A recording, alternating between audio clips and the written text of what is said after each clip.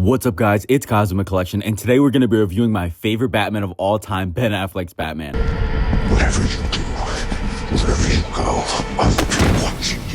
As a huge Batfleck fan, I've been waiting for this release for a while, and honestly, guys, I can confidently say it's pretty good, but it's definitely not perfect. I'm pretty satisfied with it. There's definitely still a few changes I want to make, especially because I'm like going all out on Batfleck in my collection right now. But enough delaying the actual review. Let's actually just get right into it, guys, because there is a shit ton to cover today. Do you bleed?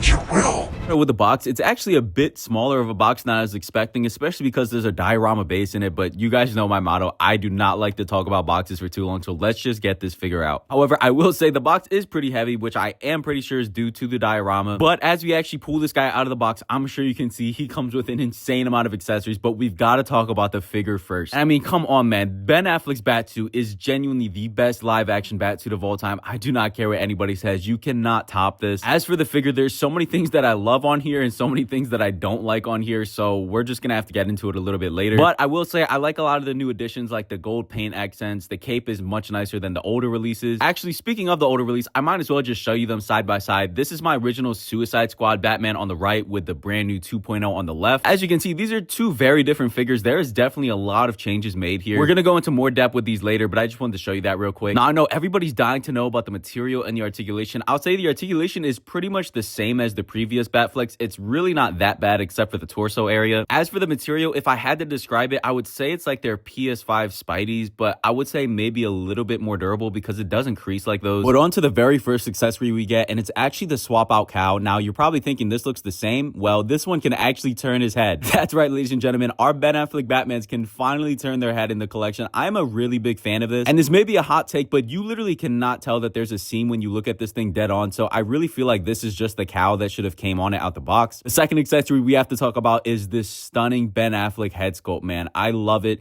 Don't let the eyes fool you on camera. There's a huge light box on it, so they look a little bit weird right now, but I'm going to show you what they look like later, and man, it looks really good. It even has some gray hair accents. It does come with some swap out hair, just like the Robert Pattinson Batmans did, and this is so you can make it look like more of a messy look, like he just took off the mask. This is a really nice addition, and I think it looks pretty convincing, but personally, I'm still going to go for the clean hair look. I don't know, that's just me. Madre y mi hermano fueron conmigo en México cuando estuve trabajando en un show para niños. Of course, this does feature the rolling eyeball system that every new Hot Toys release has, and you know, it's great for posing. I like to give mine a little like eye tilt looking up. It always makes them look meaner. And I did want to show that controversial ass mouth plate that's been going online recently. This thing looks so bad in certain poses, or honestly, I think it just looks bad in general. I don't think there's really a good way to make this look, you know, presentable, but I would say if you point the eyes up maybe a little bit, you can get it to look somewhat better, but I just don't think you guys should use this mouth plate. All right, and on to the next accessory. I know I'm going a bit fast, but we've got a lot to cover. It's going to be the wired cape, which is going to be amazing for dynamic posers.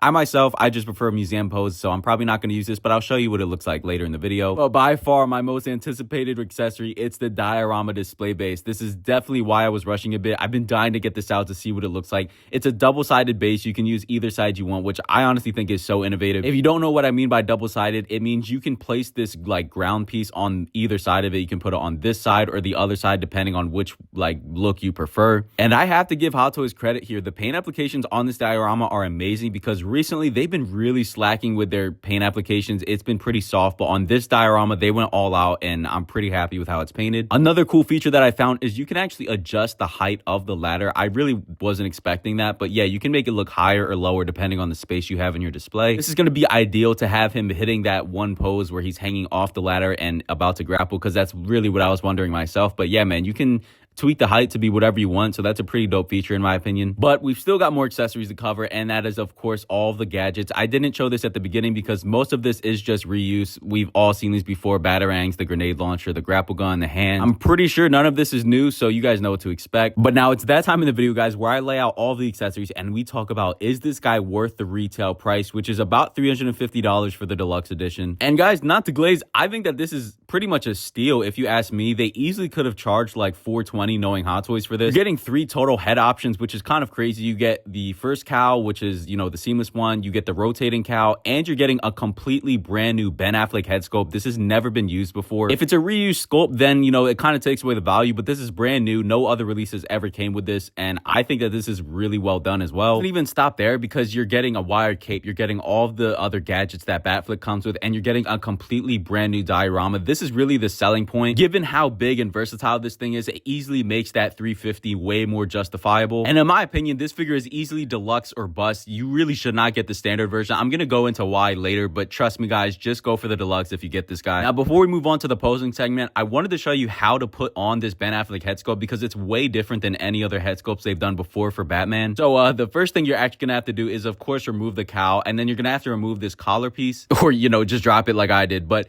after that, you're going to take the cape off, and then on the back, you're going to see this zipper, and it's going to feel really, really tight, but you're actually going to have to unzip this guy. You're going to have to take that bat suit off. But luckily, guys, you're only going to have to unzip this thing about halfway, just like that. And then basically what you do is you take the Ben Affleck head sculpt, and you're just going to slide it right underneath like this. It takes me a while to do, so I'm just going to skip to when I was able to do it. But yeah, basically, it's going to look something like this when you're done, and then you're just going to click it in, and you'll know it because it's going to look pretty natural, sort of like this. And then from there, you simply just zip the bat suit back up and attach the cape, but you do have to do something different with the cape that I'll show you shortly. So when you're actually ready to attach the cape, you take the Ben Affleck head sculpt back off, and you're just going to put it over the neck. But as you see, there's a hole on the suit right there in the collar piece, and that's actually because they give you this black plastic peg that you're going to put through the cape and into the suit. That's basically going to keep the cape in place. I was so confused for a minute, but it makes sense after I finally put it together. There, you're just literally going to align the cape with the suit hole, and you're just going to slide this thing in there. I probably could have worded that better, but that's basically what you do, and this is just going to hold the cape in place. Make sure you guys do not lose this tiny square piece because I dropped it in my room and I was looking for it for like an hour, and you pretty much need this if you want to use the Ben Affleck head sculpt at all. But after enough futzing and everything, it should look like this once you're completely done. And honestly, guys, it looks great. I love this seamless neck that they went for. They didn't just go for like a black neck with the Ben Affleck head sculpt on top. But like I said, it looks rough in this lighting. So let's take a look at this head sculpt from a way better lighting. And this is what I mean. This is where the head sculpt really comes to life, when the light isn't just blaring on the eyes and stuff. And I really like it. I think that as a Ben Affleck head sculpt, it's a solid 8.5, 9 out of 10 for me. It does suffer from the big eyes issue that Hot Toys has been doing recently, but as soon as you tilt them up a little bit, you know, it kind of gets rid of that issue. And like I said, I really prefer the clean hair. It just reminds me more of Ben Affleck, since we really did not see this guy with messy hair that often in the films. But now, guys, it's time to do some comparisons and wrap up with the posing. So the first comparison is, of course, going to be the Suicide Squad Batman once again. Obviously, the Suicide Squad proportions are way different. That's because it is modded. The guy who had this before me added a bunch of extra muscles to the shoulders and the chest and everything. And you can see how much damage that's done to the figure. It's falling apart. The belt is coming off. The collar comes off. The suit is peeling. I mean,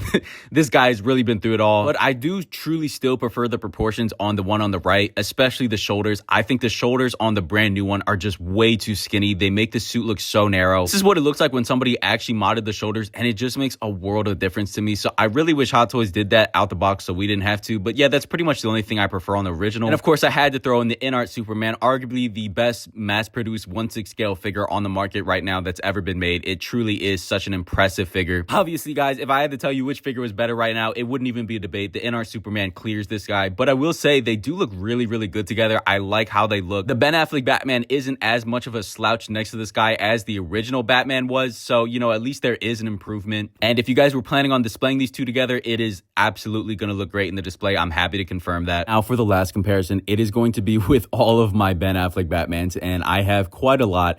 As I said, he is my favorite Batman of all time, so of course I have a display devoted to him. We, of course, have a tactical Batman.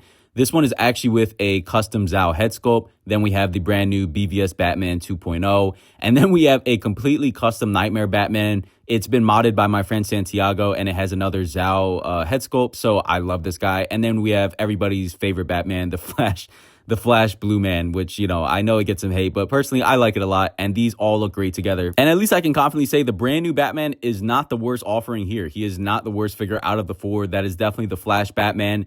Then it would be a toss-up between Tactical and BVS, but yeah, guys. So, guys, on to posing. There was a few issues because I tried to recreate that one pose from the movie.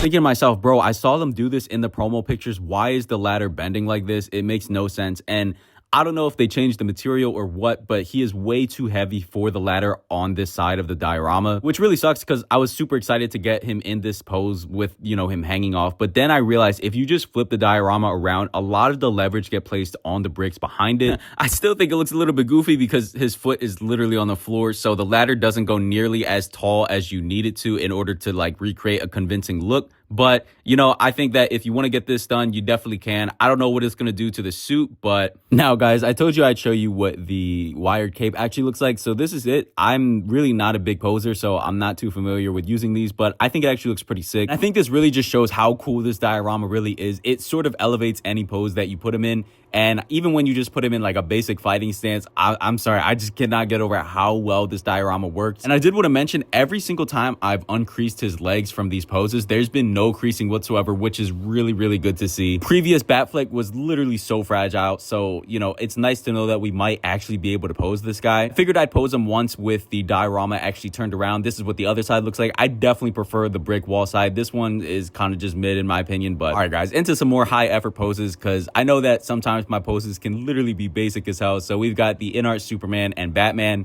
Obviously, Batman's sort of taken by surprise, and Superman just looks so sick coming from behind the ladder like that. I really wish I had the space to display them somewhat similar to this, because I love how this looks, man. But now that actually brings me to the one thing I wanted to talk about. If you are buying this figure, it is deluxe or bust. Do not get the standard edition. Now, I know some of you are thinking, but bro, I don't even want the diorama display base, and that's completely fair. The fact that the wired cape and the rotating cowl is sectioned off to the deluxe edition alone means it's pretty much a requirement. This rotating cowl is easily the best thing about the brand new figure, in my opinion. It means you can actually pose this guy, because without it, you literally cannot do anything except have him standing here like this, because you can't have him grappling because he can't look up. You can't have him fighting because he can't look to the side.